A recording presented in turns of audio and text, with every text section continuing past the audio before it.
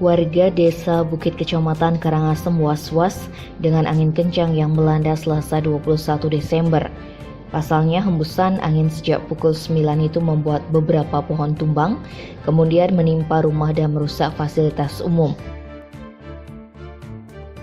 Kabid Kebencanaan dan Kesiapsiagaan BPBD Karangasem, Putu Eka Putra Tirtana dalam laporannya menyebutkan kerusakan akibat angin kencang setidaknya terjadi di 7 titik.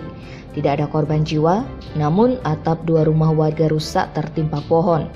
Di antaranya rumah milik Iketut Sukrate di Banjardinas Bukit Kaler dan rumah milik Igede Darmayase di Banjardinas Jumenang.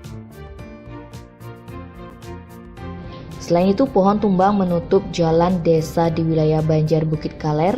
Di Banjardinas Jumenang, pohon tumbang menimpa pelinggih pesucian Taman Sari. Putu Eka meminta masyarakat waspada mengingat ada peningkatan kecepatan angin, sebisa mungkin menghindari melintas di bawah pohon tua dan terlihat besar. Tim Bali Express melaporkan.